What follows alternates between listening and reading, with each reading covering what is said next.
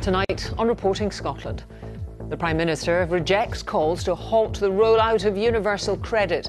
Opposition politicians argue the human cost of waiting weeks for the first payment is too great.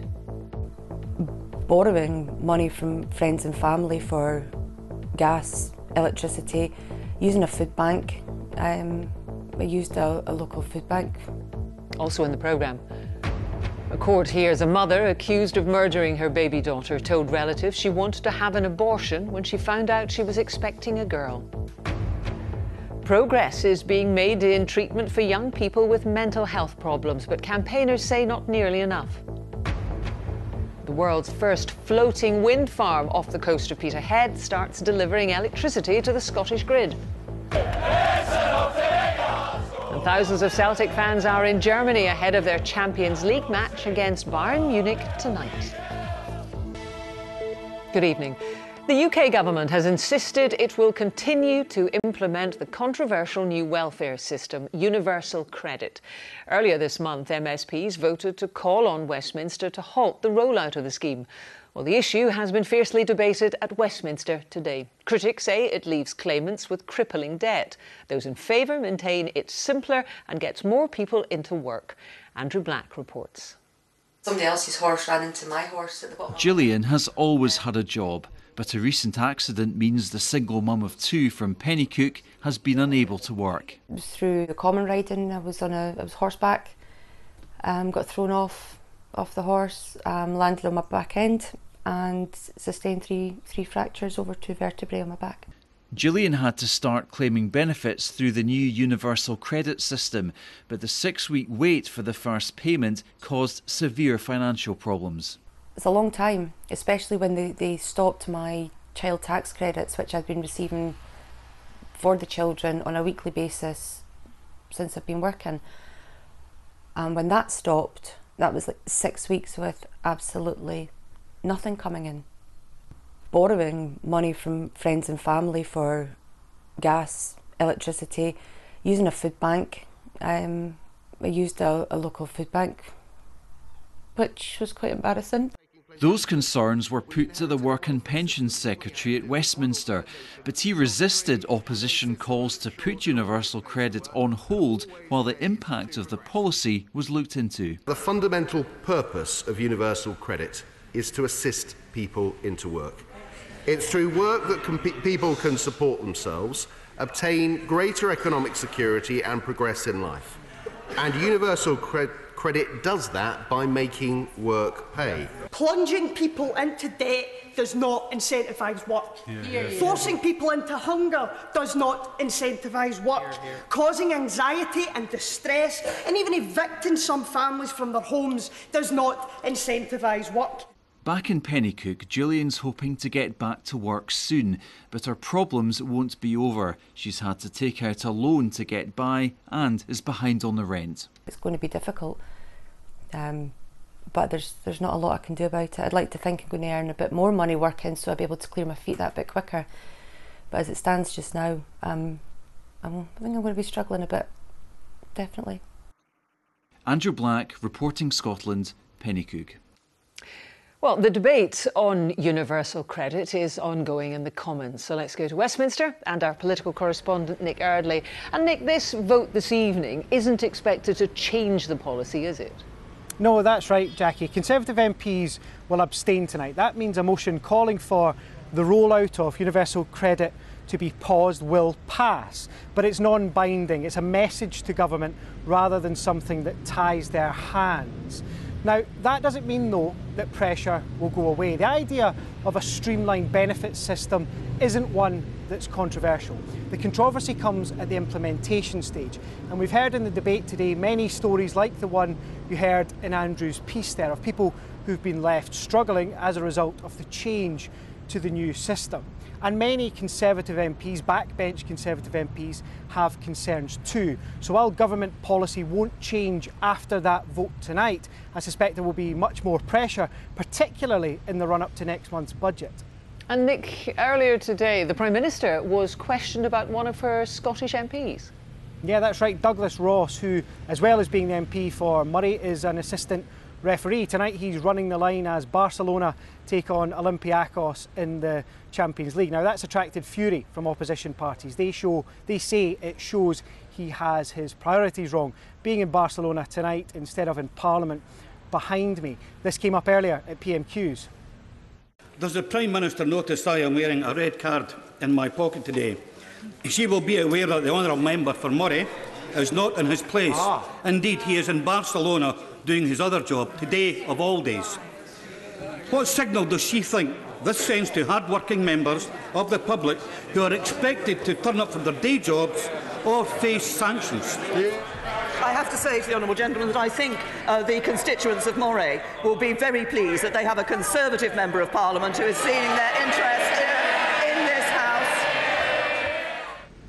Now the Scottish Tories also point out that Douglas Ross was never down to speak today, but I've been speaking to UEFA and the SFA, and it's possible this could happen again. Mr Ross is on an elite group of Scottish referees who get sent to midweek European games, and with the European season having a long way to run, it runs until May, it's not impossible that he could be called up for another match. Many of those matches are on days where the Parliament behind me is sitting.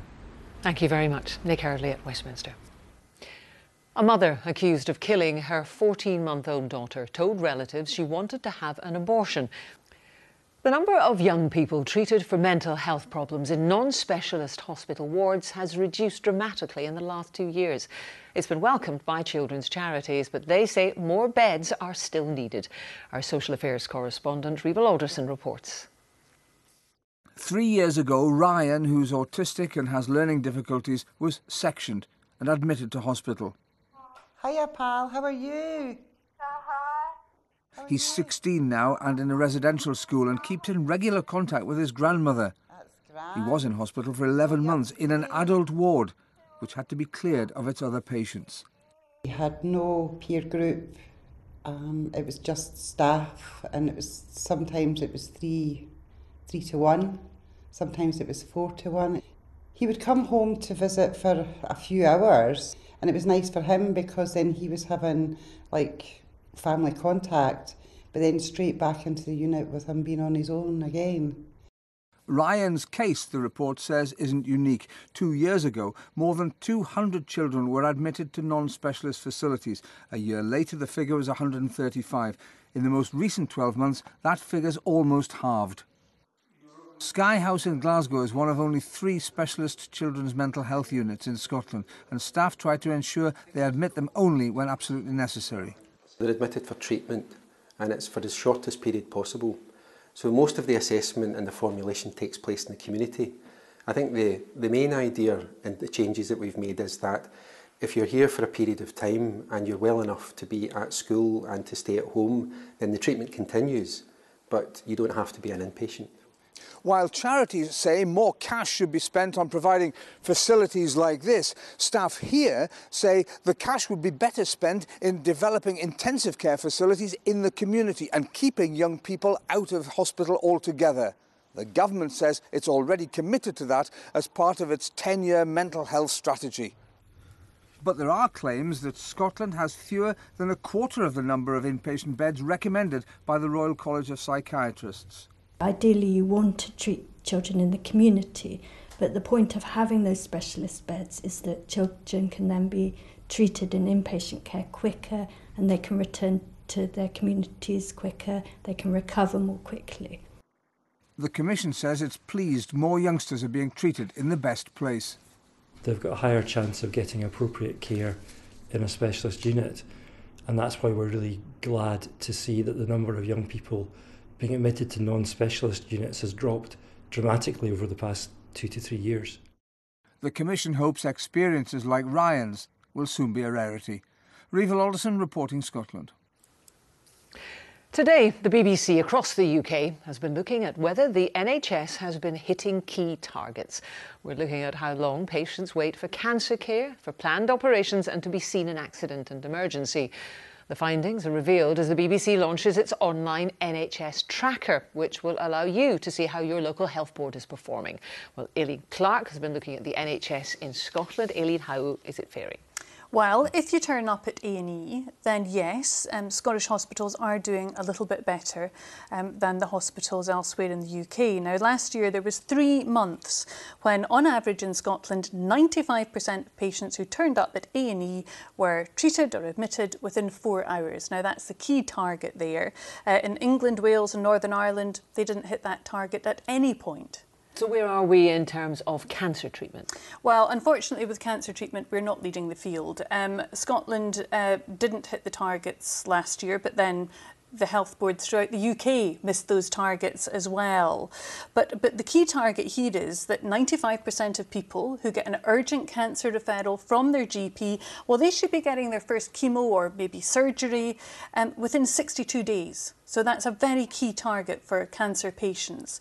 Now, the last time Scotland hit that target was back in 2012. England managed to hit it in December 2015. And what about planned operations here? Well, if you want to get that dodgy hip sorted, Jackie, then thank you, really. You're welcome. You should actually be under the knife within 18 weeks, so 4.5 months of your GP referring you. Now, Scotland, again, didn't hit that target last year, neither did any of the other nations, but the last time Scotland did manage that was back in the summer of 2014. And has there been any response to all of this from the Scottish Government? Well, the Scottish Government are saying, look, that, they're putting, record levels of investment into the health service. When it comes, for example, to cancer treatment, they know there's a bit to go there. There was only 87% of patients got that treatment in the timescale they should have done in June this year. They understand that's quite a bit away from the 95% they're aiming for. So there's a special group being set up to have a look at that and trying to speed that up. But also, I think it's really important to mention that these figures are national figures. It's comparing national figures, but you can find out what this actually means for you in your own area by looking at what your local health board is doing. And for example, in NHS Lanarkshire, they are very good at cancer treatments in that they hit their target for speeding people through to those, but they're not so good on A&E or planned operations. Likewise in Tayside, very speedy in A&E, not so speedy when it comes to getting people their cancer treatment. So it's well worth a look to see what this means for you in your own area. Aileen, thank you. And if you want to do just that, to find out how your local health board is performing on waiting times for cancer, A&E and for planned operations, go to the BBC's NHS Tracker at bbc.co.uk/NHS Tracker. A serving police officer in Argyll and Bute has been charged with possessing indecent images of children. A supermarket worker who has been missing from Clydebank has been spotted in London. There's been a slight rise in unemployment in Scotland. The jobless rate here rose 0.3% between June and August compared to the previous 3 months. Laura McKeever can tell us more. Scotland's been enjoying record levels of low unemployment this year, but the latest data shows the jobless rate rose over the summer. Unemployment in Scotland remains below the UK average, and the number of people in the workforce has gone up. This is people who might have been in education, might have been unwell, or for some other reason weren't participating in the labour market, appear now to have transitioned into the labour market. And while those headline figures are strong and good and to be welcomed, there are broader concerns about economic growth, productivity growth, wage growth in the Scottish economy. Michael Gowans is keen to expand his sports shop business, but explains the challenges of taking on more staff. We can't really afford to get it wrong. Obviously the holidays, sick pay, everything that goes along with it and pension contributions, it's a massive investment for us as a small business to make, taking on a full-time member of staff. Today's figures show a rise in female employment in Scotland over the quarter. Here at Swarm Online in Glasgow, staff develop mobile apps. It's a growing business, but one that has to work hard to find the right kind of skilled workers and wants to boost its female workforce. We're working with initiatives like Code Clan to hire people into our business, and we want to recruit across Glasgow and Edinburgh. We are also getting more and more involved in initiatives around trying to encourage women into technology, and we'll be doing that from school level all the way through. So I know we're in it for the long game. Far away from the technology world, Scotland's berry picking season is staffed largely by migrant workers, mostly from Eastern Europe. Soft fruit farmers are concerned any Brexit limits on the movement of workers will have a huge impact. Without a good workforce, we just couldn't do what we do. And that's all the way from top down from the managers that we employ, from the really good supervisors to the harvest workers. You know, we are a people business. Without that good source of reliable people that are going to turn up every day and work hard, everything, we couldn't do what we do. And while attention focuses today on the number of people in and out of work, the Scottish Chambers of Commerce points out that the gap between pay growth and inflation means the squeeze on wages is likely to continue. Laura McKeever, reporting Scotland. The world's first floating wind farm has started to supply electricity to the grid after being officially opened by the First Minister. Nicola Sturgeon was flown over the high wind development around 15 miles off Peterhead, where it's hoped giant turbines could provide power for more than 20,000 homes. Rebecca Curran reports. On a calm day over the North Sea, First Minister Nicola Sturgeon has a bird's-eye view of the world's first floating wind farm. 15 miles off Peterhead, the 5 turbines bob around in the waves. The First Minister enthusiastic about what she saw. This is a massive day, a quite historic day for Scotland and for renewable energy. It's a great accolade for Scotland to be home to the world's first offshore floating wind farm, and this is important for our ability to generate renewable energy. It also helps to strengthen Scotland's position as a real world leader in renewable energy, so it's a fantastic day all round. Each one of the floating turbines are taller than the Queensferry crossing. They're supported by giant cylinders filled with water and ballast. The power generated offshore will be supplied to this electricity substation in Peterhead for transmission to the national grid. Statoil say it will be enough to power 20,000 homes. On a clear day, you can see the turbines from the coast. It's hoped the technology will open up deep water areas that have so far been inaccessible for offshore wind. The technology behind it is what's important. This is a pilot project, and when we get this on stream, and when we continue to get the cost down, this will pave a way for a lot of areas and give opportunities for a lot of new areas to use offshore wind. Environmental groups have welcomed the development, although the RSPB believes too many offshore turbines have already been approved in the area. Rebecca Curran, reporting Scotland, Peterhead. The world-renowned architect behind Dundee's V&A Museum visited his nearly completed work today and pronounced it impressive. Sport now, and Celtic's latest Champions League match gets underway in under an hour's time.